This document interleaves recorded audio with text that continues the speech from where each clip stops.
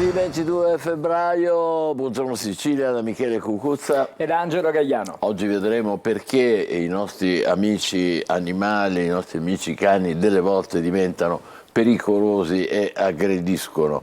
Poi ancora subito un successo, la nuova stagione di Macari e infine il comune di Bagheria, campione di raccolta differenziata. Prima di tutto però una notizia che arriva da Palermo: il responsabile di endocrinologia oncologica al cervello di Palermo è stato aggredito con un tirapugni da un paziente. Il medico nel corso di una visita ambulatoriale ha negato la prescrizione di un farmaco e a quanto pare il paziente a quel punto ha tirato fuori il tirapugni e ha sfregiato Caputo, il medico, all'orecchio e al volto. L'aggressore ha anche rotto un braccio alla vittima e poi è fuggito via. Nella giornata di ieri, giornata di sciopero dei metalmeccanici e edili di CGIL e UIL per dire basta alle morti sul lavoro, mentre il governo varava un piano contro le morti bianche, ecco, a Palermo c'è stata un'ennesima morte sul lavoro. A perdere la vita durante la ristrutturazione di una villetta un operaio edile di 50 anni. Vediamo. Travolto dal crollo del muro di un'abitazione in ristrutturazione a Campo Felice di Roccella, nel Palermitano, è morto così un operaio edile, Mario Cirincione, 49 anni, originario di Lascari, che è stato investito dai blocchi di tufo che si sono sbriciolati e per lui non c'è stato nulla da fare. Una morte che suona ancora più stridente nella giornata in cui nell'isola i sindacati CGIL e UIL, con le categorie di metalmeccanici ed edili, FIOM e WILM, con Fillea e Fenel, sono scesi in piazza con lo slogan "Mai più morti sul lavoro" per lo sciopero nazionale proclamato dopo la tragedia di Firenze, in cui hanno perso la vita 5 operai. Il presidio a Catania sotto la prefettura. E apprendiamo con estremo dolore che un altro incidente sul luogo di lavoro mortale è avvenuto a Palermo.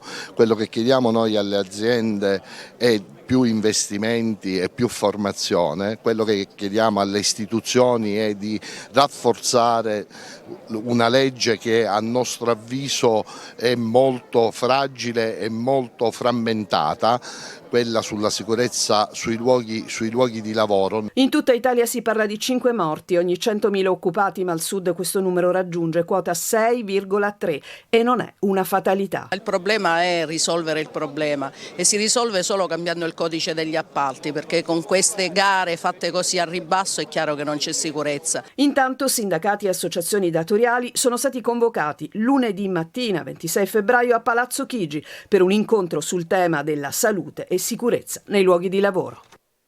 La Procura di Roma ha aperto un fascicolo d'inchiesta dopo la denuncia di PD e Verdi sul progetto del ponte sullo Stretto di Messina. Non ci sono indagati, non ci sono capi di imputazione. Intanto a Messina si alza la voce del fronte del no. La Procura di Roma ha aperto un fascicolo di indagine senza ipotesi di reato di indagati dopo l'esposto presentato dal deputato dei Verdi Angelo Bonelli, dalla segretaria del PD Ellis Klein e da Nicola Fratoianni, segretario di Sinistra Italia, sul progetto del ponte dello Stretto di Messina. La denuncia di 9 pagine era stata depositata lo scorso 1 febbraio e riguarda l'attività di progettazione e realizzazione dell'infrastruttura. Nel frattempo, invece, a Messina si alza la voce dei no ponte. Il fronte del no non solo è vastissimo, ma noi siamo convinti che sia assolutamente maggioranza in questa città e non solo in questa città. Nell'ordine non è successo niente. Il 15 febbraio scorso c'è stato un grande abaradam, ma non è stato fatto nessun passo in avanti. Siamo esattamente per il progetto del ponte al 2011. E quindi noi vogliamo fare chiarezza e dire la verità su quello che sta accadendo. Il momento della verità lo hanno definito i tanti attivisti del comitato invece del ponte, che questa mattina hanno affollato il salone delle bandiere del comune di Messina, perché per loro l'apertura dei cantieri non è così immediata e non lo sarà, ma soprattutto questo è il momento in cui dire ancora più forte no all'opera, proprio alla vigilia del confronto sugli espropri. Gli espropri è un problema serio, è un problema importante, che colpisce una grandissima parte della città, perché tutti ci stiamo focalizzando soltanto su Torrefaro, ma ricordiamoci che qua dovranno scavare e creare devastazione dalla zona sud fino alla zona nord e tutto questo chiaramente impatterà su tantissime persone. Secondo il Comitato, nonostante l'approvazione del progetto, infatti, da parte del Consiglio di amministrazione della Stretto di Messina, il tempo è sempre fermo al 2011. Adesso vediamo con Angelo Gagliano cosa dicono i quotidiani su questo argomento. Allora, cominciamo con i quotidiani regionali, ma il tema è ripreso anche a livello nazionale. La Sicilia, ad esempio, sulla prima pagina scrive: Ponte, inchiesta prima dei lavori. Fascicolo aperto a Roma sull'iter dopo l'esposto dei Verdi e anche del Partito Democratico. Salvini comunque va avanti. E le pagine interne della Sicilia scrivono: progetto aggiornato in un giorno, la Procura di Roma indaga sul ponte, Salvini: non saranno la sinistra o qualche giudice a fermarmi. Queste le sue parole. Lo stesso tema viene ripreso anche sulla prima pagina del giornale di Sicilia: procedure per il ponte, fascicolo in procura dopo l'esposto del PD. Al momento non ci sono però ipotesi di reato, questo è quello che scrive il giornale di Sicilia, ma come detto stamattina sul tema insistono anche i quotidiani nazionali. Il Corriere, ad esempio, che stiamo vedendo, c'è un'inchiesta sul ponte, Salvini non mi fermeranno, dopo l'esposto della Schlein e Bonelli ancora di Fratoianni, il ministro sinistra contro le opere pubbliche, non temo i giudici. Le sue parole. Ancora Repubblica, ponte, la procura indaga sugli incontri di Salvini per sbloccare l'opera. Questo è un unico dettaglio in più degli altri, gli incontri di Salvini, Sì, ma sì. in realtà non c'è nessuna, abbiamo appena detto, Non ci sono indagati, non c'è neanche l'ipotesi di reato. né capi di ipotesi di reato. Fascicolo a Roma, dopo l'esposto di PD, il leghista dice non ci fermerà un giudice, la consulenza all'ex portavoce di Zaia e il caso De Gennaro. Ma sulla vicenda leggiamo anche sulla Stampa, insomma su tutti i quotidiani nazionali la notizia si ritrova: stretto, inchiesta sul ponte, nel mirino il metodo Salvini e l'incontro con Lunardi. In una denuncia di PD e Sinistra Italiana ma anche dei Verdi, i dubbi sulla documentazione e sui costi. Aperto un fascicolo: senza indagati né ipotesi di reato, l'opposizione nessuna gara. Quindi insomma i temi sono questi per la vicenda Ponte sullo Stretto. Ma torniamo allora alla prima pagina della Sicilia, ci siamo dedicati intanto alla vicenda Ponte. Ancora a Catania, ieri ce ne siamo occupati: sei troppo monello, bimbo di 5 anni frustato dalla zia e la madre che stava zitta. E ancora la spedizione punitiva in stile arancia meccanica per un debito di droga, tutto questo a Randazzo. E poi anche l'altro tema di cui ne abbiamo già parlato questa mattina: i morti e le parole. Un altro operaio che è stato schiacciato nel Palermitano nel giorno in cui il governo vara il piano contro le morti bianche, il ricordo della tragedia di Catania. Insomma, davvero una strage continua ogni giorno, morti sul lavoro. Andiamo alle pagine interne della Sicilia per approfondire qualche tema di carattere anche regionale, perché si parla ancora di Altavilla. Ci sono novità, spuntano i nomi del gruppo di preghiera.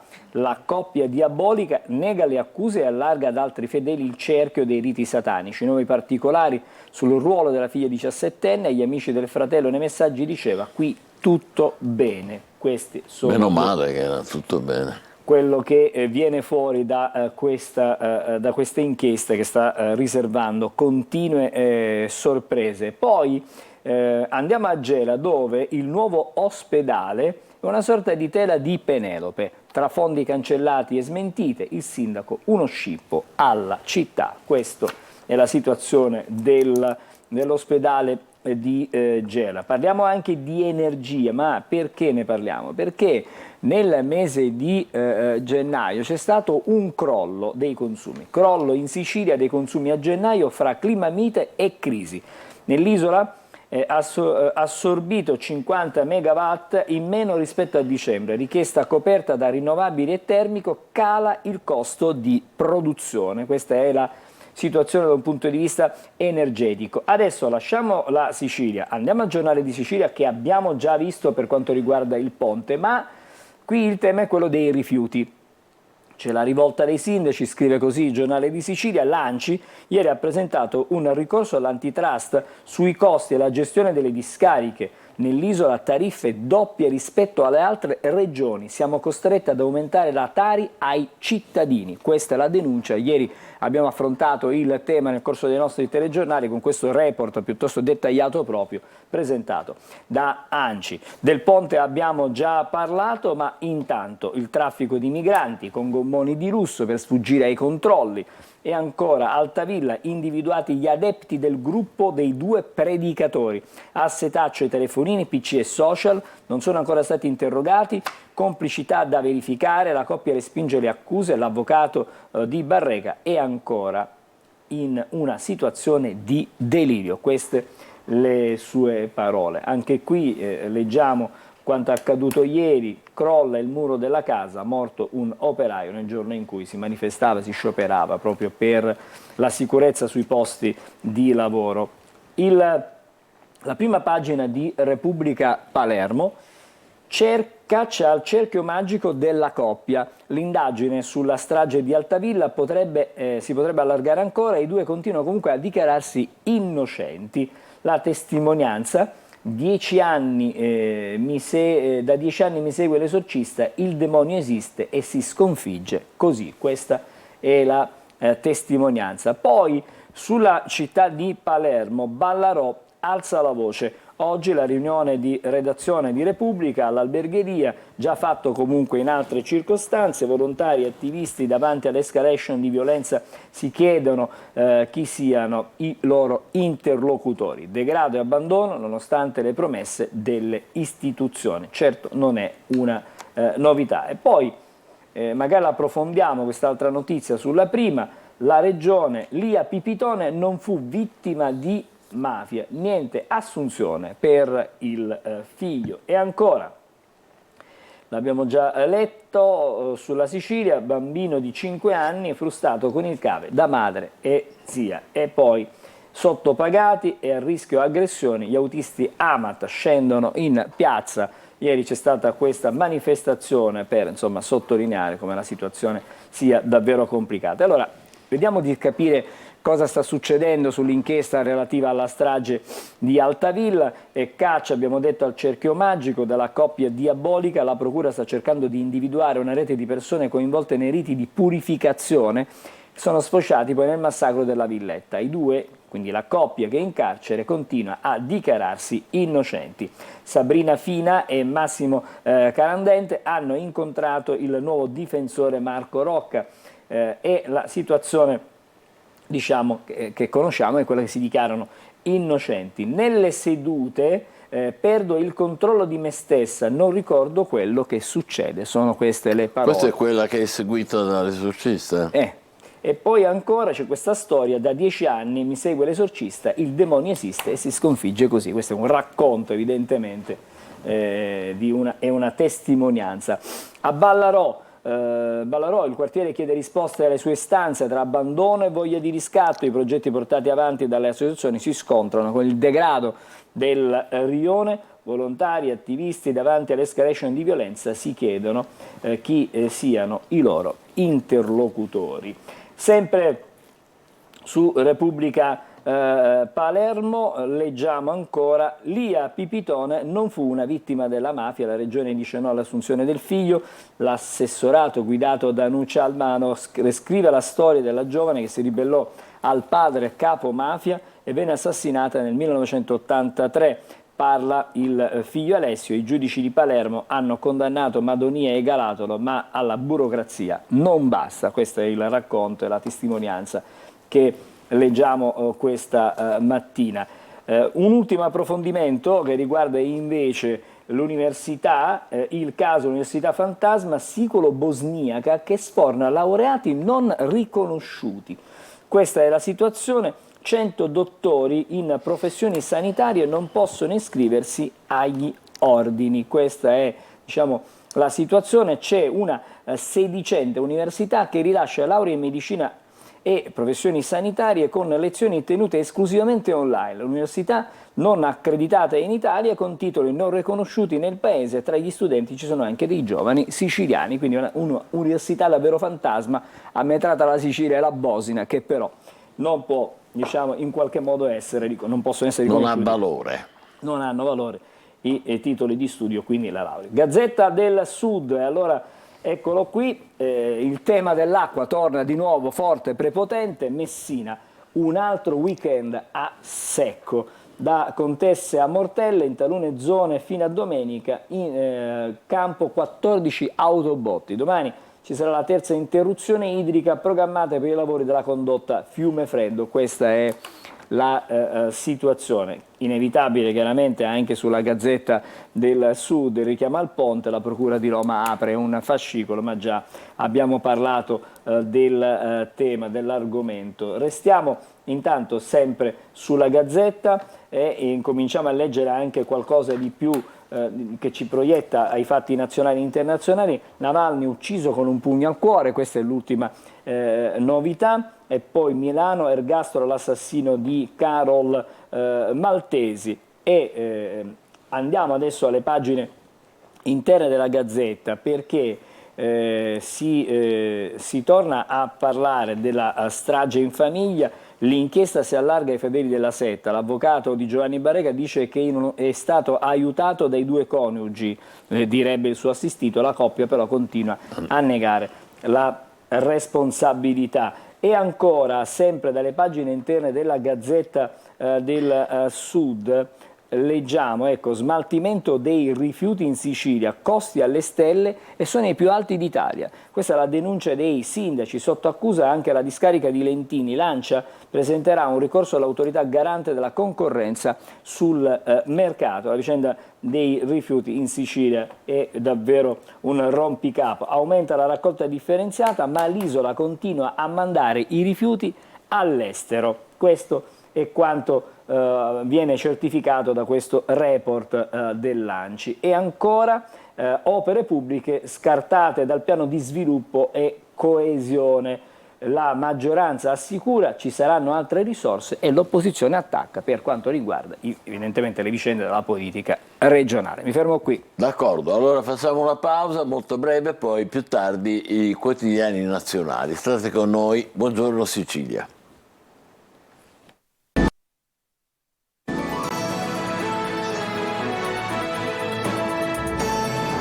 Tornati a Buongiorno Sicilia, adesso la rassegna stampa dei quotidiani nazionali con il nostro Angelo Gagliano. Allora, stamattina cominciamo con il Messaggero di Roma, che ha al centro il titolo principale è il lavoro, la stretta sulla sicurezza. La Meloni apre l'utilizzo del codice degli appalti pubblici anche nei grandi cantieri privati. Nordio, no al reato di omicidio specifico. Calderone con il super bonus, irregolarità all'85%. Questo è il titolo. Poi ancora tasse, sanzioni più leggere sui ritardi e sulle cartelle. Quindi insomma cambia un po' il fisco, niente più maggiorazioni fino al 240%. A parlare il vice ministro Leo, staneremo i furbi. Questo è dunque il tema delle tasse. E poi c'è un rapporto Censis, pare che da questo rapporto risulta ci sia un boom di dimissioni tra le neomamme e l'Italia è maglia nera in tutta l'Unione Europea. Tutto questo dopo il primo figlio, pare che molte donne lascino il lavoro. Fotonotizia, ergastolo per Fontana, massacrò Carol Maltesi, l'ex fidanzato, era stato condannato a 30 anni in primo grado, adesso c'è l'ergastolo. Restiamo sulle prime pagine nazionali. Un'uscita di sicurezza, questo è quello che scrive Avvenire. Il governo prepara un mini pacchetto per rafforzare le misure sul lavoro. Il ministro Nordio no ad un nuovo reato di omicidio, le famiglie continueranno ad impoverirsi, ricerca delle Agri, perso il potere di acquisto di 6 carrelli settimanali della spesa. Questo è un dato che deve fare pesante, riflettere, molto molto pesante. Poi molte meno polveri ma non basta, si parla di inquinamento, cala del 45% il PM10 in 10 anni, Legambiente e allarme ghiacciai. La situazione dunque che riguarda un po' il nostro pianeta. Assange è in bilico, Spataro ha svelato crimini gravissimi e quindi si discute sulla estradizione oppure no di Assange. Nel frattempo andiamo a vedere anche la prima pagina del Fatto Quotidiano. Vedete, Assange, l'ultimo sfregio, sentenza chissà quando, l'Alta Corte chiude l'udienza ma rinvia a dopo il 4 marzo.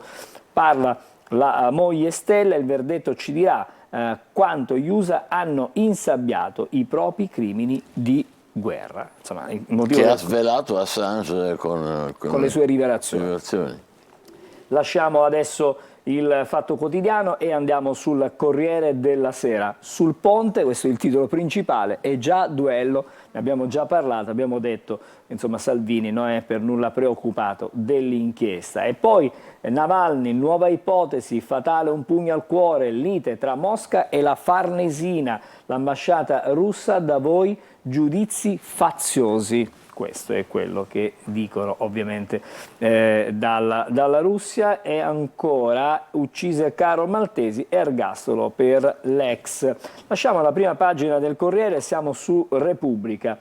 Riforme, il muro della Lega, maggioranza inquieta a proposito di riforme, il ministro Calderoli chiede il terzo mandato per i presidenti di regione, altrimenti proporrà un limite per i parlamentari. In Sardegna per le regionali Salvini e Meloni sfilano uniti sul pacco, ma aumentano le divisioni dal premierato anche allo stesso Navalny. Quindi sono punti di vista diversi. Nordio intanto, no al reato di omicidio sul lavoro, pronte le nuove norme per evidentemente cercare di dare più sicurezza sui posti di lavoro. In Russia, Mosca bersaglia Yulia Navalny con le fake, quindi la sta perseguitando in questo senso.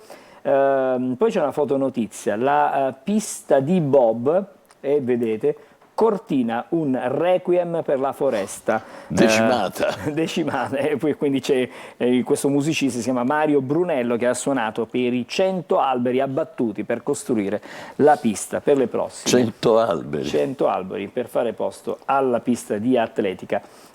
Coloni su Marte, questa è una bizzarria, ovviamente di chi? Di Elon Musk, i miraggi spaziali, riportato stamattina su Repubblica. Il problema è che se ci va poi torna, questo è il problema. Adesso siamo sulla Stampa che apre proprio su quanto accade nei cantieri e le troppe morti bianche, le morti sul lavoro. Il Far West dei cantieri, 76% di questi cantieri è irregolare e i dati sono del ministro Calderone. Boom con il super bonus, ancora tensioni con Nordio che stoppa il reato di omicidio sul lavoro. E poi anche qui Navalny ucciso da un pugno al cuore, l'ultima ricostruzione sulla morte nel Gulag, tensione tra la Farnesina e l'ambasciatore del Cremlino, gli europei non credono più alla vittoria di Zelensky, si insiste intanto sul conflitto in Ucraina, gli italiani tra i più pessimisti, aiuti e slitta l'ultimo, diciamo, l'invio che doveva essere, doveva supportare l'Ucraina. Amo la Russia di Putin, l'intervista alla ragazza Irene Cecchini che dice voi non capite, qui c'è libertà. Vabbè, ci sono le sette e poi ci sono quelle come la Cecchini. Cioè, lei vorrebbe, diciamo, avere la cittadinanza russa. E ancora, vediamo, lasciamo anche la prima pagina della Stampa, adesso leggiamo anche il Giornale. Rivoluzione fisco, multe più lievi a chi è in difficoltà, c'è il via libera allo schema di decreto. Anche qui il ponte non c'è ancora e i PM già lo indagano, c'è la lente sui lavori. Il patto di Cagliari, dureremo 5 anni per la regione Sardegna, per le prossime regionali.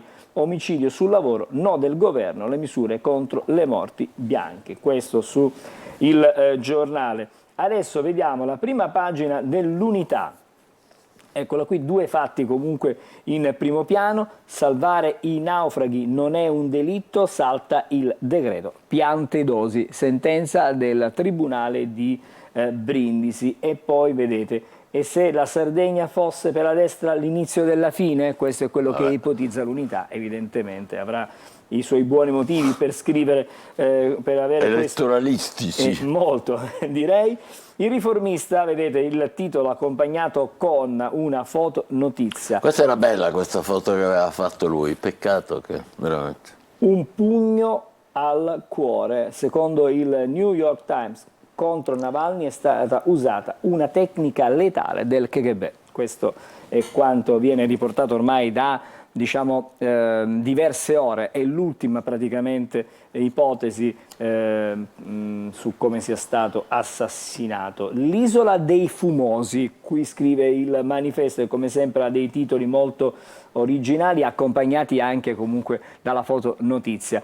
Divisi sul palco, uniti solo per la foto finale, Meloni, Salvini e Tajani chiudono la campagna elettorale in Sardegna, si giurano fedeltà ma si fanno la guerra. La Lega tira la corda sul terzo mandato, gli alleati sospettano che alle regionali di domenica giochi a perdere. Insomma, chiaramente sappiamo che il manifesto ha una sua visione chiaramente politica. E anche i suoi retroscena. È tutto.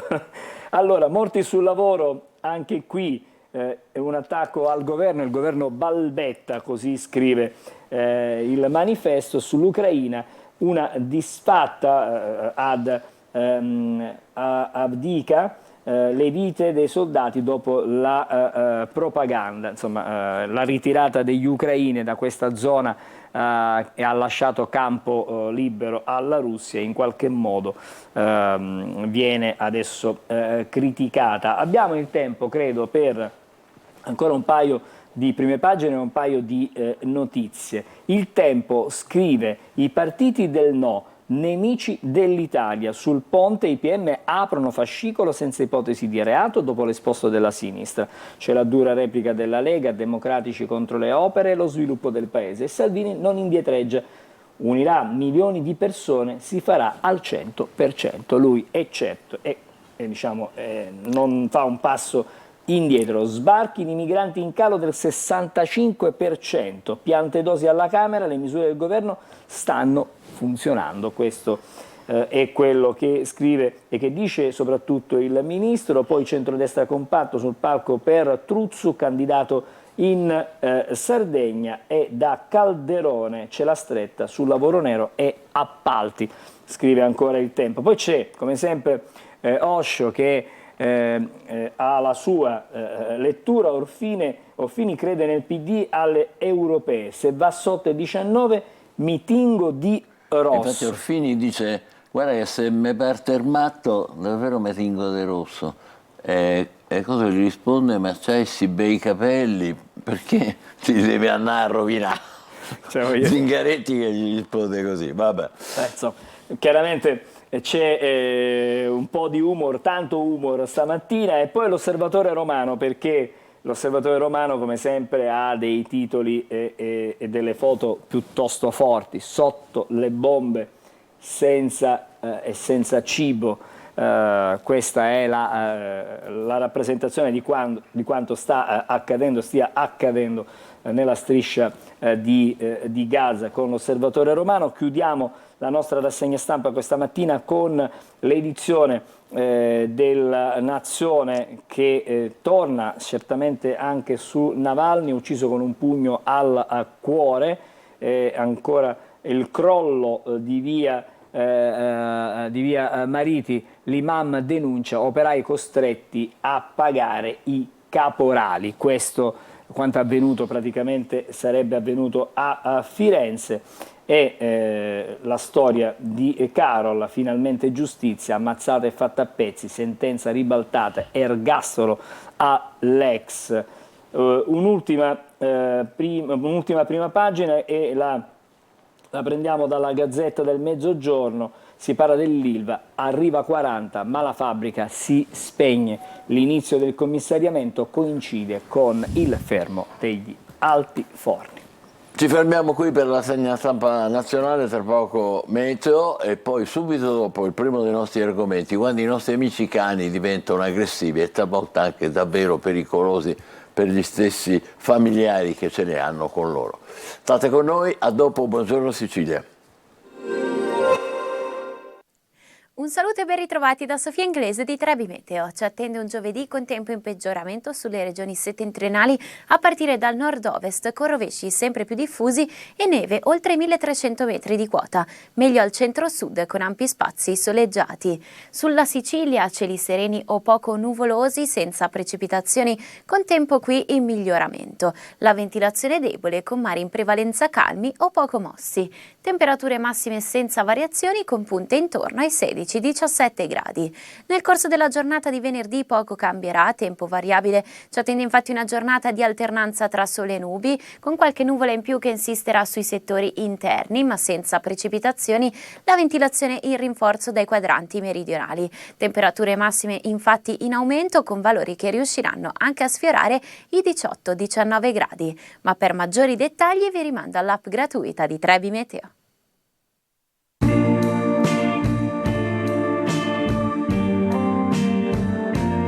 Posso dirti ciò che sento da tempo? Dimmi.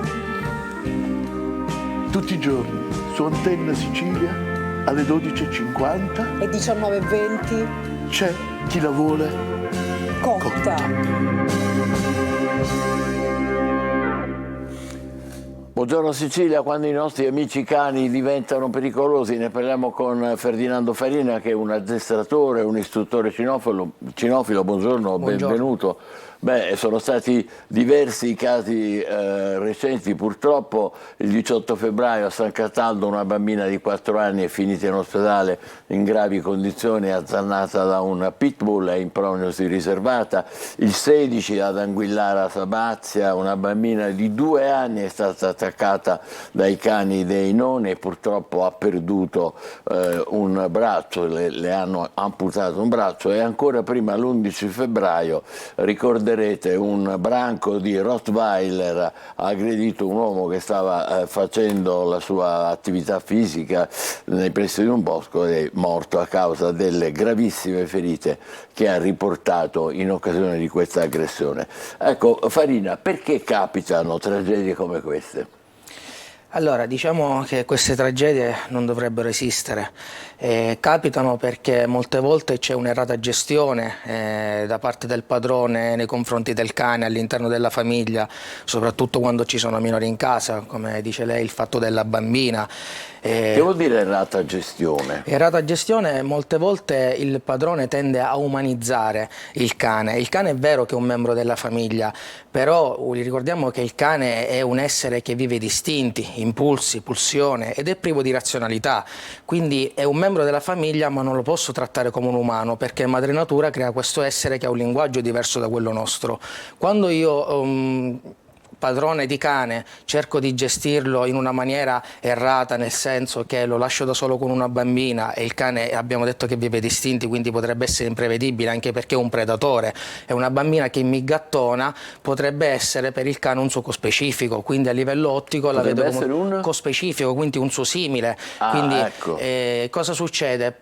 Il cane può vedere il bambino in determinati momenti, può essere affettuoso, ma in altri determinati momenti può vedere il bambino come una minaccia. Essendo un cane un predatore, la bambina o il bambino in quel momento potrebbe essere una preda per lui. La prima cosa, non lasciarli con i bambini piccoli. Mai lasciarli con i bambini piccoli, sempre la figura di un adulto, perché ricordiamo che sono animali, anche comunque che oggi diciamo il cane è il fedele amico, il compagno di vita, il compagno di giochi, però quando abbiamo un cane come il caso che è successo dei Rottweiler, dei Pitbull, quindi trattiamo con molossoidi, cerchiamo di farci aiutare dai professionisti, dagli addetti ai lavori, dagli addestratori, cercare di capire che cane ho nelle mani, qual è il suo linguaggio, qual è il suo indice caratteriale per cercare di evitare determinati danni e poi eventuali conseguenze. Le cose da fare per chi diciamo adotta, compra, ottiene un cane in famiglia, cosa deve fare? La prima cosa, io come dico sempre anche da chi viene da me al centro, intanto una valutazione.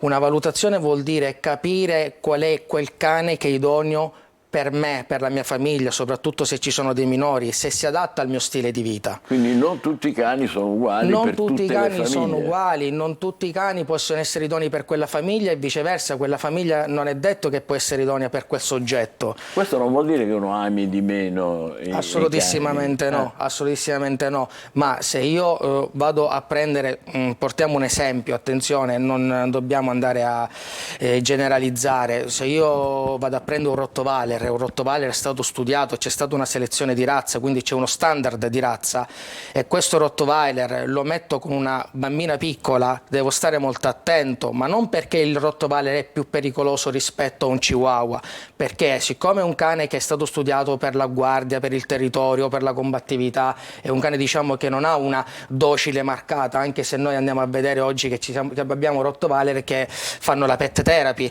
però in base a quell'indice caratteriale di quel soggetto posso andare a capire se quel cane può andare all'interno di quella famiglia o invece lo possiamo utilizzare per un altro obiettivo, per un'altra esigenza. Giusto, però nella tragedia che è successa vicino a Roma, quel branco di Rottweiler erano in libertà in sostanza, e quello poverino correva, faceva il suo jogging. Allora, l'abbiamo detto prima, dobbiamo capire che gestione diamo al cane. Quei cani erano all'interno di un'abitazione, prima all'interno di un perimetro, che sono saltati, per quello che ho sentito. Poi i fatti, diciamo, tutta la dinamica non la possiamo mai sapere, ok? Però un cane che sta saltando al di fuori di quella recinzione... Io lo devo sapere che è capace di quindi fare mi questo. devo mettere in sicurezza, devo mettere in sicurezza i miei cani. Vedono un joker che sta correndo, non è detto che dei Rottweiler, abbiamo detto cani da guardiania, cani che difendono il territorio, certo. ok? Hanno visto una minaccia in quella situazione e sono saltati. Certo. Quando si hanno bambini piccoli ci sono taglie, diciamo, per usare questa espressione un po' razzista, di cani più adatti forse per loro? Ci sono cani che, come abbiamo detto, sono stati studiati, che vengono chiamati cani da casa e da compagnia, e altri cani che hanno determinati scopi.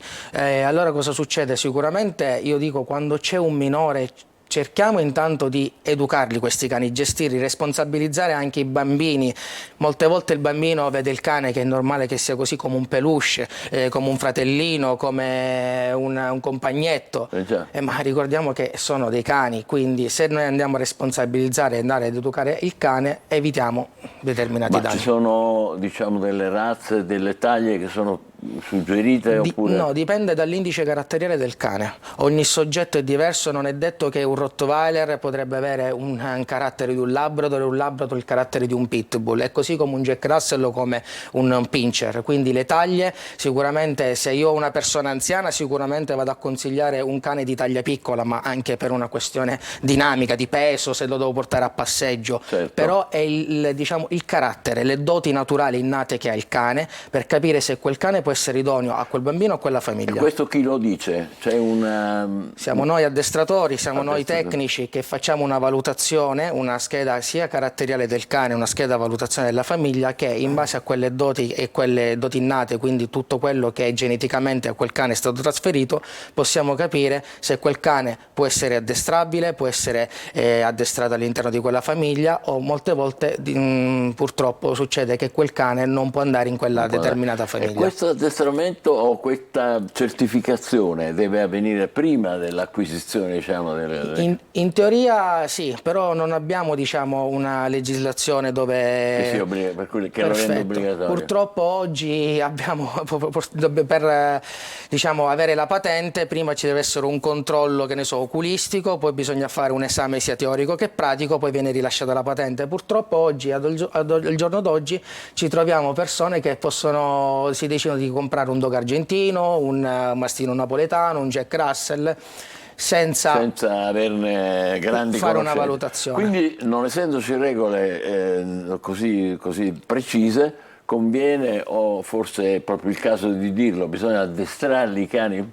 Bisogna addestrarli, bisogna educarli, bisogna responsabilizzare i padroni, cercare di non minimizzare determinati atteggiamenti che il padrone va a sottovalutare, perché una volta che vado a minimizzare determinati atteggiamenti non è detto che quel cane già era aggressivo in natura e poi quando è evidente anche a un cieco quando succedono queste tragedie, e poi diciamo che non c'è più la strada di non ritorno. Quindi sono degli errori che in qualche modo che stanno stimolando, il cane quegli atteggiamenti li va a maturare e rinforzare nel tempo. Ecco, questo però non vuol dire che poi dobbiamo criminalizzare Assolutissimamente i cani o avere no. di nuovo... Assolutissimamente no, è soltanto, ripetiamo, una corretta gestione del cane, una sana convivenza, il quieto vivere, una sana educazione e un buon addestramento. Allora si stabilisce un equilibrio, un'armonia all'interno di quella famiglia, dove ci sarà una forte intesa, un forte controllo.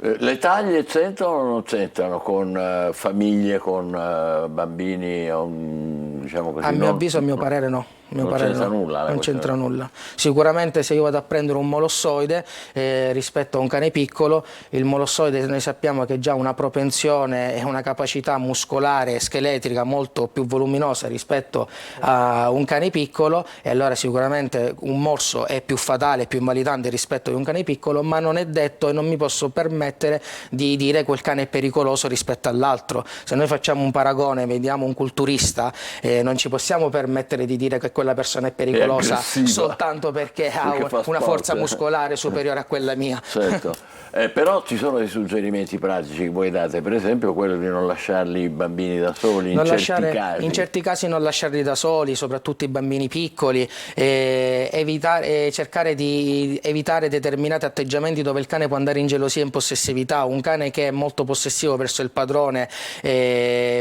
cosa succede? Se mi tengo anche un bambino piccolo che non è un membro della famiglia ma è un estraneo, non è detto che in quel momento quel cane può essere geloso nei miei confronti, vede quel bambino in braccio. Con ostilità? Sì, con ostilità, e allora cerca poi di aggredire, ma non lo fa apposta. Il cane è una forma di protezione, non riesce questo può avvenire quando per esempio arrivano altre persone. Certo. E come si fa in quei casi a stare in sicurezza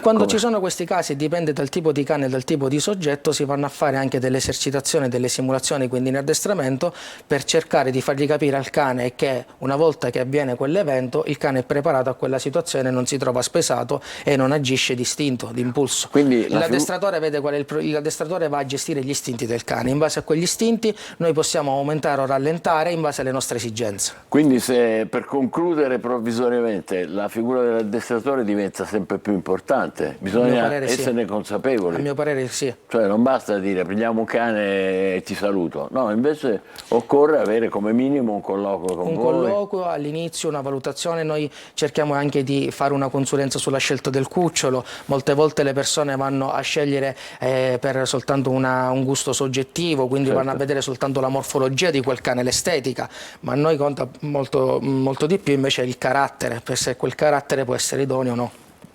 Perfetto, grazie per questi suggerimenti, credo che siano molto importanti per tutti noi che amiamo gli animali, ma vogliamo anche essere, come dire, nella sicurezza più assoluta. Grazie a Ferdinando Farina, addestratore e istruttore cinofilo. Adesso ci fermiamo e ci occuperemo tra poco di altro. State con noi, buongiorno Sicilia.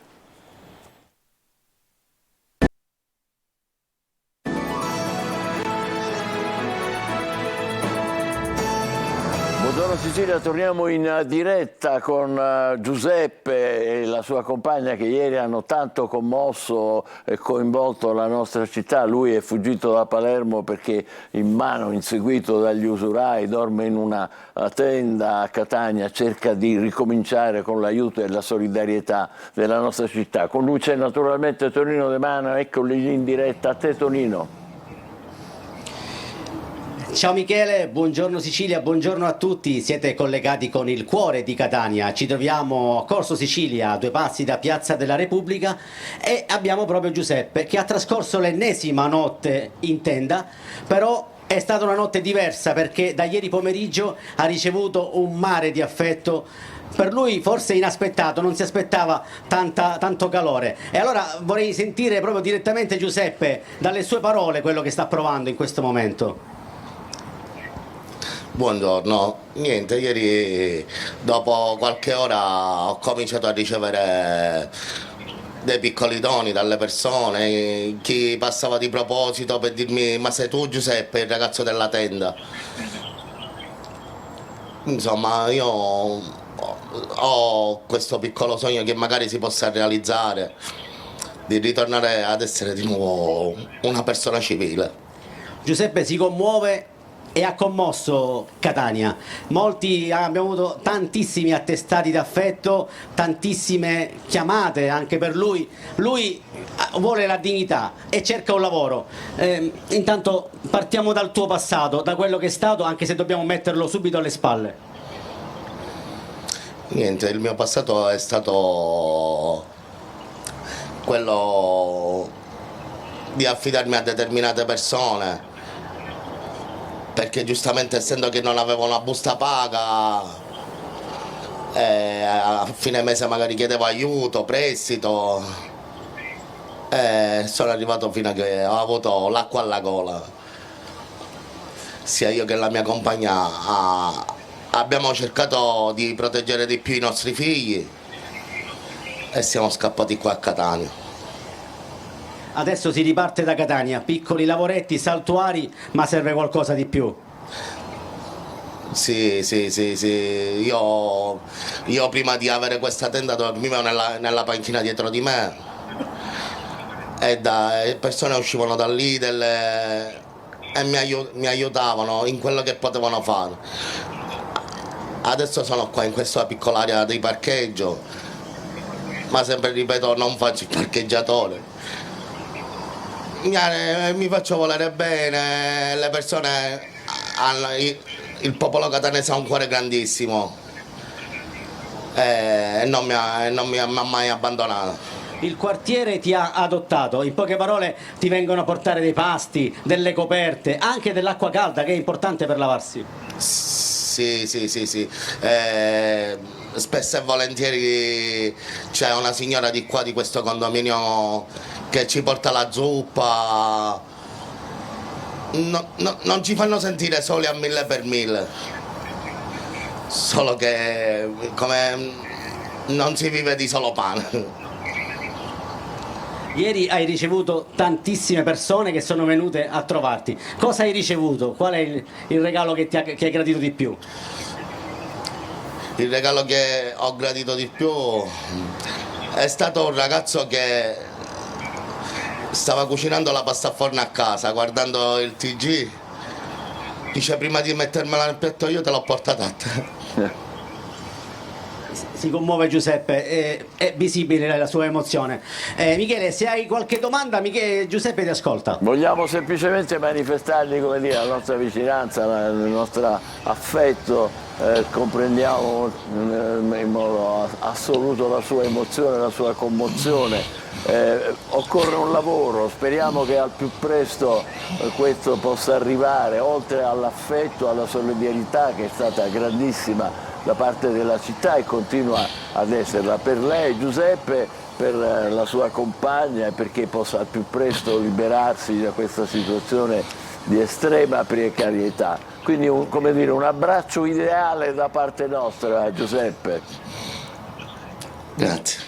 Giuseppe non è uno degli invisibili di Catania, Giuseppe chiede dignità e contestualmente lavoro, e questo è il nostro augurio e con il quale noi ci congediamo e ti cediamo la linea.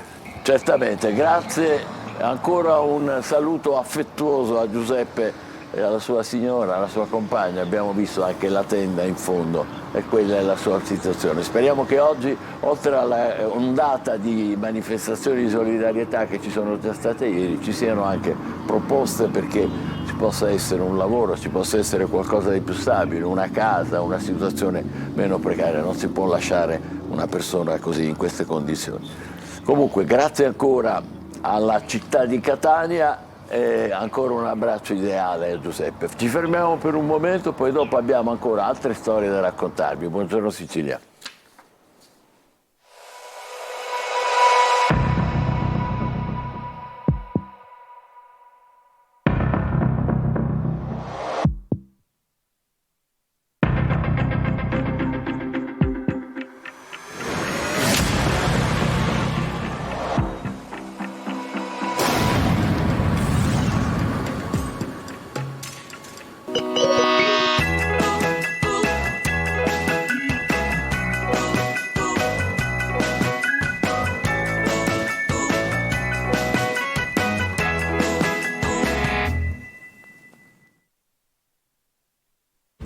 Isola Verde.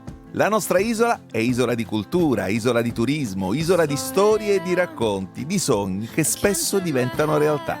Isola Verde è un programma green che vi farà scoprire le eccellenze del nostro territorio e i prodotti a chilometro zero, per una politica e una cultura della sostenibilità ambientale e della valorizzazione del patrimonio enogastronomico della Sicilia.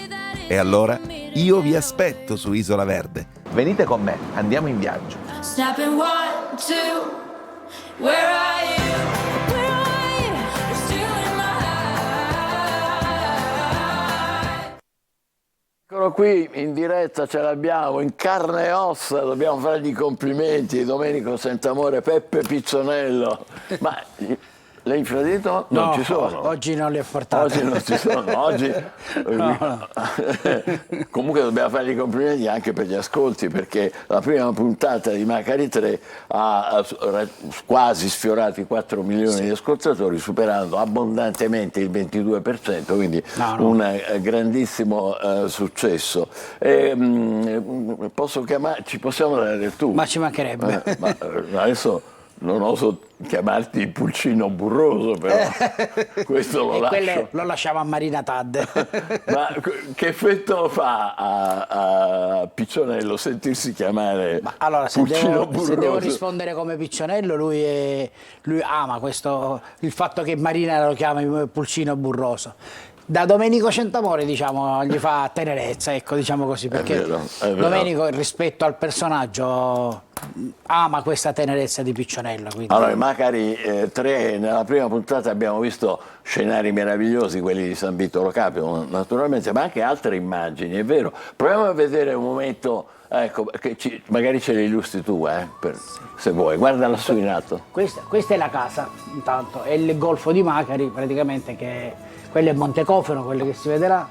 Questa è la Santa Margherita, dovrebbe essere, sì. Sì.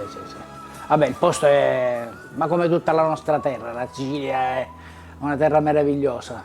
Ma avete fatto una puntata anche un po' fuori, siete andati... Sì, siamo andati a Gibellina, che sarà domenica, la puntata di domenica è tutta su Gibellina, poi siamo andati a Favignana, siamo andati arrivare fino a Mazzara, Marsala e dall'altro lato fino a Castellammare del Golfo.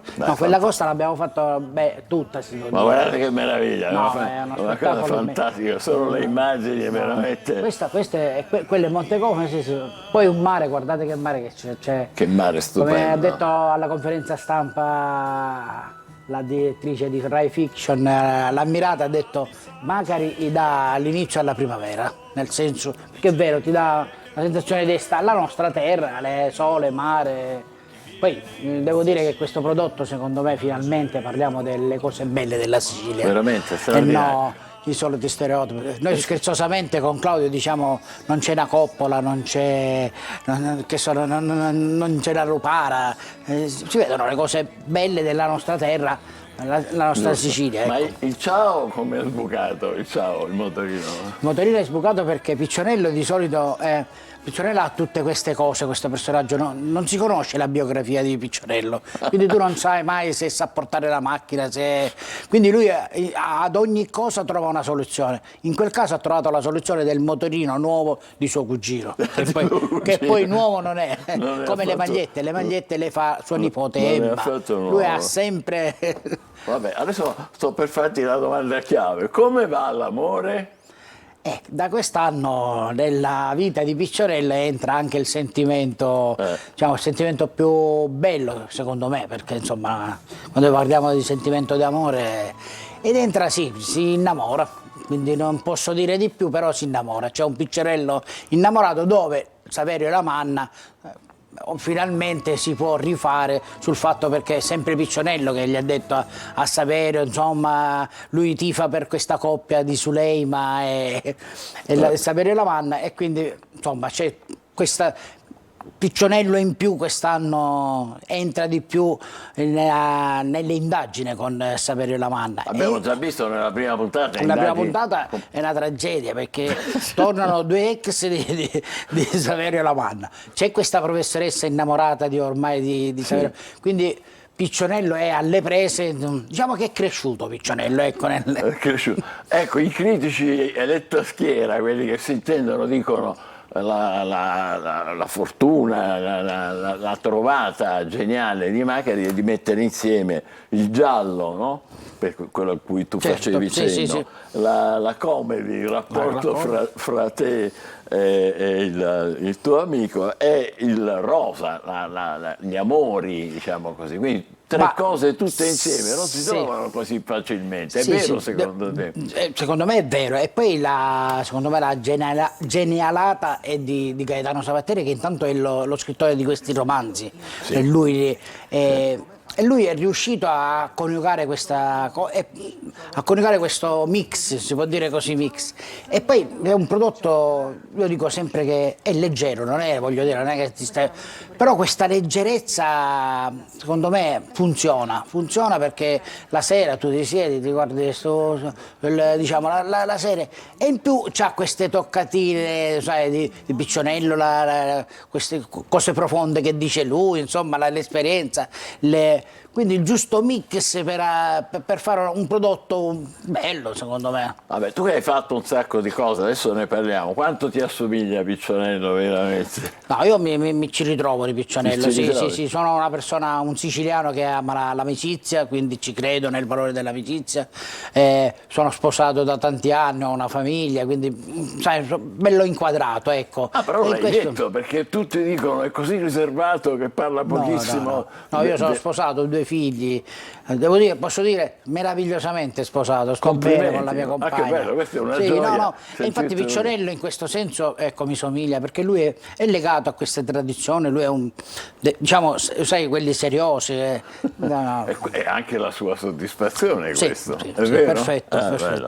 Senti, però invece tu dicevi, qui non ci sono Coppola, non ci sono Mita, però tu nella tua bellissima carriera hai fatto tutti i personaggi mafiosi possibili. I mafiosi li ho fatti tutti, si può dire. Brusca, io ho fatto Brusca, Bagarella, Balduccio Di Maggio, Manzella, insomma, no, non ne ho fatto. Diciamo che la mia carriera, l'inizio di carriera io inizio con i 100 Passi, che è un film bellissimo, dove sono dall'altro lato, perché sono dal lato di Peppino Impastato, che insomma conosciamo tutti. Certo. Però poi inizio a fare questa carrellata di personaggi mafiosi che, vabbè, per un attore ci sta. Beh, ovvio, naturalmente, è il lavoro. Irrompono nella mia carriera invece Salvo e Valentino, cioè Ficarra e Picone, che praticamente vedono in me, e secondo me nel modo giusto, e non finirò mai di dirgli grazie, questa vena comica, e quindi mi fanno fare sì il mafioso, ma questo mafioso comico nella Matassa, che tutti ricorderanno, Ignazio della Matassa, dove diciamo esce fuori,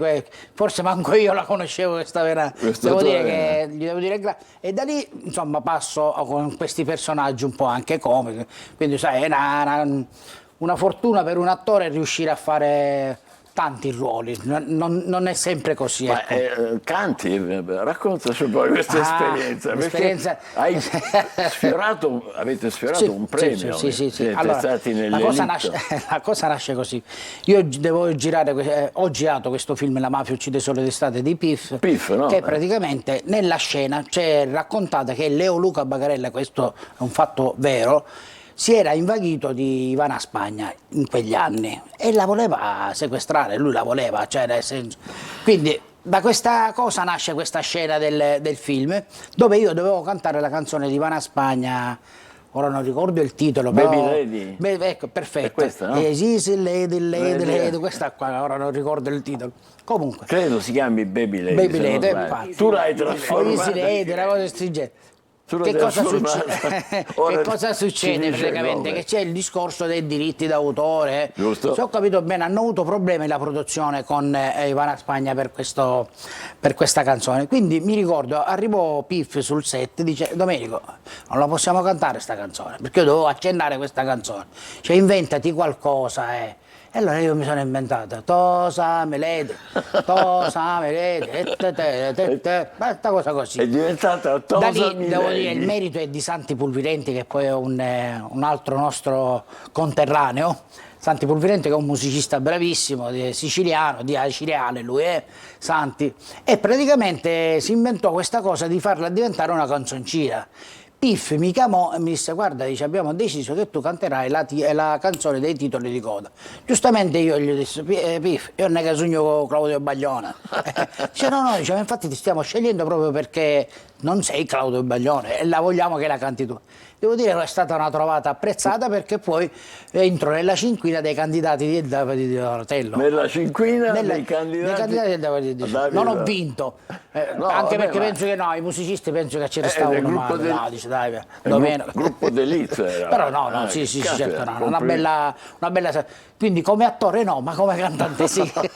Ma come attore hai delle grandissime soddisfazioni, non c'è che dire. Senti, che impressione ti ha fatto? Che incontro è stato avere un gigante come Tuccio Musumeci nella Io non vostra finirò mai di dire grazie non so se lo dico alla produzione, di avere questa opportunità non solo di recitare con Tuccio, che secondo me ma anche è nata una bellissima amicizia. Tuccio è una persona fantastica, una persona di un'umiltà, impari tanto da lui, e il fatto che lui mi chiami tipo ogni 20 giorni, noi ci sentiamo con Tuccio ed è una bellissima cosa perché ci facciamo quella chiacchierata, lui sembra quasi come se fosse, come posso dire, uno zio mio, sai, quando tu senti, oh Tuccio come va? Che bello, Lui avete è questo rapporto? meraviglioso. Ma che immagino... Ma non solo con me, devo dire anche con Claudio, lui è riuscito a entrare in questo gruppo, manco se fosse un biccerino, cioè nel senso, Sì. vabbè, veramente, devo dire, persona Immagino splendida. che con Claudio Gioè sarà al 100%. Con Claudio ormai siamo, scherzosamente diciamo che siamo una coppia di fatto, perché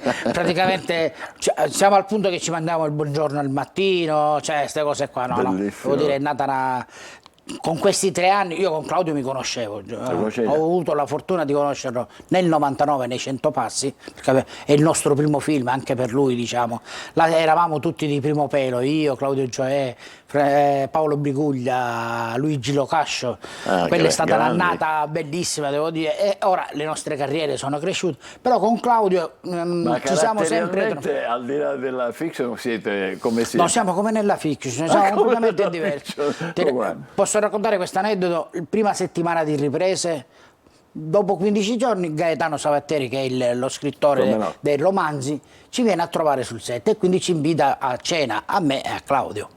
Quindi arriviamo a cena, anzi non c'era forse quella sera anche Ester Pantano che è Suleima. Ora dobbiamo parlare di Ester, non abbiamo parlato quindi ancora, ci sediamo, iniziamo a mangiare e io e Claudio battibecchiamo sempre sul mangiare perché lui è uno che sta attento all'alimentazione, così. Io invece mi mangio le pietre, le sedie, insomma, e quindi lui mi fa ma perché ti mangi? Non te le puoi mangiare?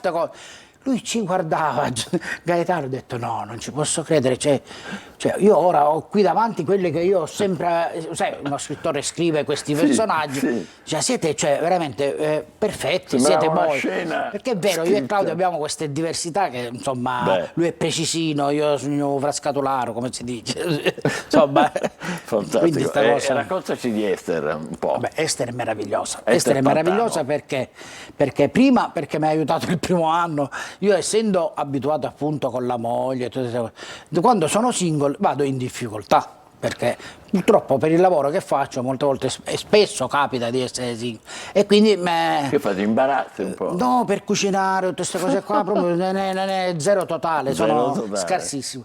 Quindi il primo anno mi ricordo siamo andati ad abitare io mi pare secondo piano e Ester primo piano, quindi io quando avevo qualche difficoltà Ester puoi salire un attimo, aiutami, e Ester è oltre che essere anche un'attrice bravissima ed è mi piace questo modo, lei ti aiuta senza chiederti niente, poi voglio dire, di una bellezza straordinaria, non possiamo dire niente, cioè è il top, ecco. Senti, ma adesso senza spoilerare nulla, perché come si usa dire, ma c'è sto Giulio che adesso come dire, la punta. Infatti queste due new entry, Giulio che lo fa Eugenio Franceschini e la professoressa Michele che è Serena Ianziti, sono due belle new entry che scombinano i piani, scombinano proprio questa atmosfera bella che hanno loro tre, perché sì che la coppia è Ester e la Manna, ma Piccionello irrompe nella sua casa come se fosse lui il terzo, cioè tranquillamente. però arrivano loro due, insomma. Devo dire che Piscionello, ecco, diciamo questa cosa, è l'unico al momento che ha capito che non funziona questa cosa. Ah, sì, quindi, sì, diciamo questa così. è una bellissima anticipazione. No, che di più non posso dire. E in più però lui ha i suoi problemi d'amore. No, quelli non ne parliamo. C'è forse domenica e le altre puntate vale la pena vedere sto Piccionello innamorato che ha stupito pure me. Non mancheremo. Allora l'appuntamento per domenica prossima, naturalmente, per la nuova puntata di Macari. Complimenti e grazie per essere grazie stato a voi così per l'invito, alla generoso, redazione e tutto. perché Grazie. quelli bravi sono generosi anche quando sono ospiti in televisione. Grazie veramente. Breve pausa, state con noi. Buongiorno Sicilia.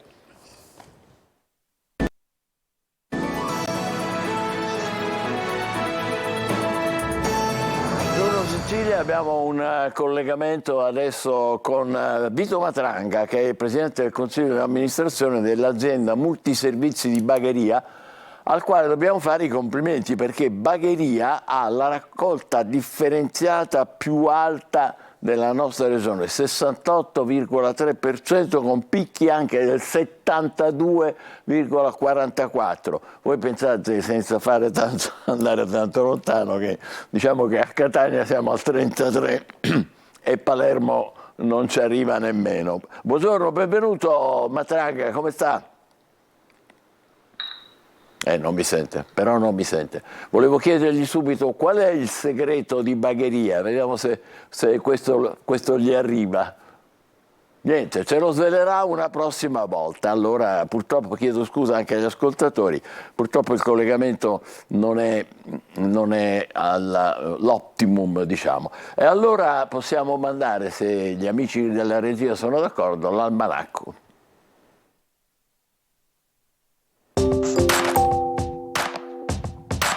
Non c'è niente di peggio che svegliarsi con gli occhi gonfi e le occhiaie, soprattutto quando si è stressati. Ma non disperate, ci sono soluzioni naturali e semplici per eliminare questi inestetismi. Il primo rimedio è il più classico, i cetrioli. Li avete visti in tanti film e telefilm e vi assicuro che funzionano. Basta tagliarli a fette e metterli sugli occhi per 10 minuti. Mentre il secondo rimedio è il tè nero. Preparate una tazza di tè nero e poi usate i filtri bagnati come impacchi sugli occhi. Ma la bilancia è nostra amica o nostra nemica? Dipende da quando la usiamo. Secondo uno studio della Cornell University, il giorno ideale per pesarsi è il mercoledì, perché è il più lontano dagli eccessi del fine settimana. Infatti il lunedì siamo più pesanti per i peccati commessi di gola, mentre il venerdì siamo più leggeri per effetto yo-yo. Il mercoledì invece ci dà una misura più veritiera e costante del nostro peso. Avere l'asso nella manica è un modo di dire che viene dal gioco delle carte. In alcuni giochi l'asso è la carta più forte, quella che fa vincere. Alcuni giocatori disonesti nascondevano un asso nella manica della camicetta e lo tiravano fuori quando serviva. Così facevano finta di avere una carta in più e baravano. Il modo di dire però non significa che si è dei furbi o dei truffatori, significa che si ha una risorsa segreta, una soluzione che nessuno conosce.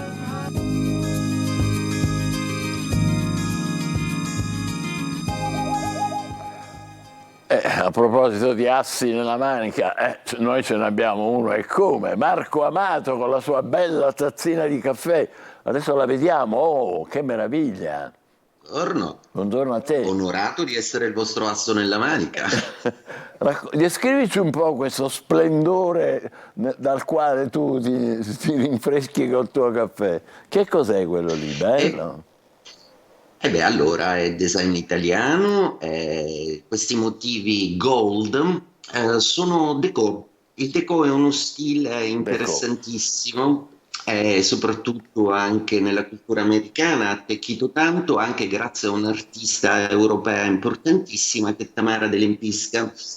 Ora, il déco nasce soprattutto dall'abbellimento di alcuni mobili, perché déco e liberty sono coevi in realtà. Solo il déco nasce in ufficio, è uno stile molto più razionale. Insomma, il déco è il liberty che perde le foglie e i decori e diventa uno stile che poi sarà precursore del futurismo. Senti, ma Viva il déco! Esatto, abbiamo fatto i complimenti anche per il pandan fantastico che c'è tra la tazzina e il tuo E c'è un e il tuo motivo, look. sai che non lascio nulla al caso, caro Michele. Vabbè, ti invidiamo molto. E allora, cosa dicono le stelle in queste ore? Allora, in queste ore sono ore di fuoco proprio perché la Luna accende dei fuochi molto interessanti, ma quello che è la mia ispirazione al gold di oggi è perché volevo parlare di una tuta gold, quindi avete perfettamente capito che parlo della canzone più ascoltata e più gettonata del dopo Sanremo, quindi di Mahmood, che ha ottenuto un meraviglioso, rispettivamente, un capolavoro come Donne di zucchero nell'82 e Vita spericolata di Vasco Ma non Rossi. ci posso credere, tutte così in basso, mamma mia. Così in basso, assolutamente sì. Tra l'altro, classifica assolutamente non omaggiante di questi due successi strepitosi, ma è impensabile pensare, per esempio, che una pietra miliare della canzone italiana come Donne di zucchero possa essere arrivata 21esima alla Kermesse sanremese. Figuratevi poi il nostro Vasco nazionale che si vede l'ultimo posto per solamente una canzoncina che si chiama Vita spericolata. Spericolata. Ebbene sì, canzone il cui autore era Ferro, se non vado errato, e beh, come vedete, il su e giù della commercialità dell'arte musicale non sempre rispettano gli omaggi della classifica. Tuta Gold è la prova che Mahmood è riuscito con la sapienza e l'abilità tipica del suo segno zodiacale, che è la Vergine, meticoloso e attento, costruzione. E allora, vi annunciavo che c'è un po' di fuoco nello zodiaco, ne volete sapere di più? Ebbene, Luna il Leone, opposta agli amanti dello zodiaco che sono Marte e Venere, che si abbracciano invece nello stellare freddo Acquario. Cosa succede nello zodiaco? Sicuramente sono un po' dolori per Toro e Scorpione, che sono quadrati entrambi sia alla Luna e Leone che a Marte e Venere in Acquario, quindi per i segni fissi non c'è propriamente un netto miglioramento, altresì invece proprio per Leone, che con la Luna ha una chiarezza assolutamente più efficace, più estrema di tutto quello che gli manca, è l'Acquario che finalmente scioglie i suoi ghiacci e si dà all'amore, via su, siete esseri umani anche voi in fondo. Mentre invece Bilancia e Gemelli per gli Aria sono assolutamente avvantaggiati da questo gioco di intrighi assolutamente brillanti e che riserveranno grandi successi sociali e seduttivi ai Gemelli, ma soprattutto una seduzione inaspettata e improbabile per la signora Bilancia, che è sempre un po' troppo regolista. Andiamo invece ai dolcissimi Acqua. Sicuramente lo Scorpione se la vede una revisione della sua capacità d'amare. Lo Scorpione ha finalmente capito di essere una persona molto amata, quindi fa pace con una serie di passati che ricolloca nel suo ambito affettivo. I Pesci invece hanno un'ambizione un pochino più tenera, ovvero quello di preservare il loro rapporto di coppia e di dare il giusto spazio, un po' troppo sacrificato dal lavoro in questo momento, all'amore e al sentimento e all'intimità. Cancro, che invece ritorna di nuovo in auge a parlare, ad esprimersi, a essere forse un po' troppo avvolgente nella sua vorace fame di affetto. I cancretti vanno sempre un pochino disinnescati, ma sempre dolcissimi e preziosi con la loro presenza. Sagittario e Ariete per i fuochi, visto che del Leone abbiamo già parlato, tendono il Sagittario a puntare molto sugli amici e ad allargare la loro vita sociale, mentre invece rinunciano a degli amori che sono a volte un pochino privativi. Ariete invece non si priva proprio di nulla, si vuole invece dare tutte le possibilità, proprio perché l'ispirazione affettiva è stata finalmente dichiarata. Anche i guerrieri hanno bisogno di un po' d'amore, quindi cari Ariete, concedetevelo. E per ultimi i segni di terra, Toro, Vergine e Capricorno. Dunque, il Toro ha una doppia quadratura, quindi abbiamo già detto non va molto bene. Pazienza, il weekend andrà meglio anche perché da domani ci sarà una bella sorpresa. Capricorno, sempre più spettante perché lo mette in cima sempre alle mie classifiche zodiacali, proprio perché sta andando benissimo. E per ultimo la Vergine, proprio perché è in vena di acquisire sicurezza e soddisfazioni non solo dall'amore, ma anche dall'entourage, dal team lavorativo in cui si muove. Una Vergine che ha bisogno di conferme e che finalmente oggi le avrà. Ragazzi, detto questo, vi auguro un buon proseguimento di mattinata e che sia tutta d'oro come l'elemento a cui l'ho dedicato oggi. Buona giornata. Assolutamente, in pieno stile Déco. Grazie a Marco Amato. Adesso passiamo alle notizie di oggi ancora. Una brevissima, parliamo di giovani, 2 acquisti su 3 con lo smartphone. I pagamenti digitali sono raddoppiati in 5 anni e il sorpasso sul contante è previsto entro il 2026. In questo modo la generazione Z rivoluziona il mercato. Questo è il futuro, andiamo nel passato, il 22 febbraio del 1931, quando a Castellammare di Stabia viene varata, eccola qua, la Amerigo Vespucci, prende il nome del celebre navigatore italiano, ha un motto, dice non chi comincia ma quel che persevera, e diventa poi la nave di formazione dei futuri ufficiali della Marina Militare. Ma il 22 febbraio è anche il giorno in cui i Beatles volano alle Bahamas per cominciare a girare il film Help. Si tratta di una commedia musicale d'avventura, finalmente a colori, a differenza del precedente film che si apre con il famoso omonimo brano. E un altro evento che ha segnato la storia del 22 febbraio è la pubblicazione di The Silent Sun, il primo singolo di un gruppo ancora sconosciuto di studenti diciottenni, i Genesis, che diventeranno poi una band più famosa, tra le più famose e influenti della musica rock. Eccoli qua, guarda, giovani e belli. Passiamo alla storia di sport. Il 22 febbraio del 1980 la nazionale americana di hockey su ghiaccio sconfigge a sorpresa l'Unione Sovietica, allora c'era l'Unione Sovietica, nei Giochi Olimpici Invernali, e l'incontro noto come Miracolo sul ghiaccio, con una squadra composta da soli dilettanti e giocatori universitari. Questo 22 febbraio dell'80. Nel 22 febbraio dell'87 è il giorno in cui muore, eccolo qua, vedete, con la sua zazzera inconfondibile, a New York muore Andy Warhol, uno dei protagonisti dell'arte del Novecento. Le sue opere sono famose, le produzioni in serie come Marilyn Monroe, eccetera. Da artista diffusa nel mondo, la pop art, ma ha lavorato anche come produttore cinematografico e come attore. Eccolo qua, Andy Warhol. Adesso passiamo alla scienza. Il 22 febbraio del 1997 in Scozia viene annunciato al mondo il successo della prima clonazione di un mammifero da cellule di un individuo adulto, la pecora Dolly. Nasce 7 mesi prima dell'annuncio da un unico progenitore, ma anche dal padre adottivo, il ricercatore Jan Wilmut. Una ricerca che, se non sbaglio, poi abbiamo lasciato perdere. Esattamente. Forse per prudenza. Infine, il 22 febbraio del 97 il Festival di Sanremo viene vinto da loro due, ve li ricorderete, qualcuno di voi li ricorderà, i Jalis con Fiumi di parole, e con loro poi vanno anche all'Eurosong Contest a Dublino e arrivano al 4° posto. Questo succede nel 97, da allora non ne hanno fatti mai più andare a Sanremo, salvo mi pare quest'anno hanno fatto un'apparizione, ma non né nelle cover, tantomeno in gara. Invece loro ci hanno provato per 27 anni e non ci sono riusciti. Noi siamo molto solidari con loro e proprio per questo vi proponiamo Fiumi di parole dei Jalis. Vi auguriamo buona giornata e buongiorno Sicilia. A domani.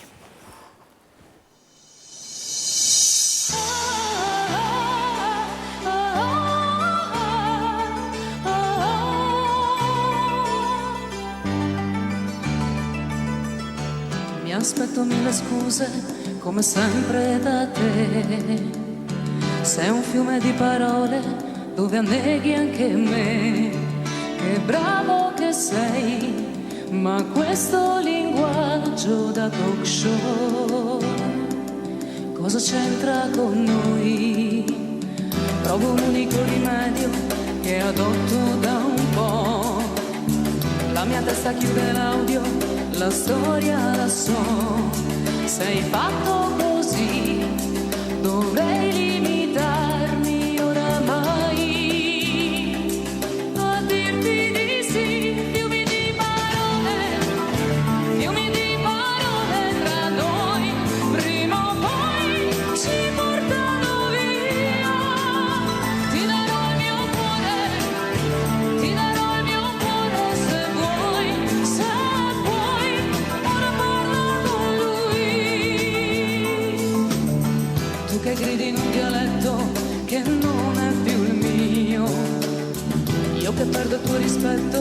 sarebbe meglio un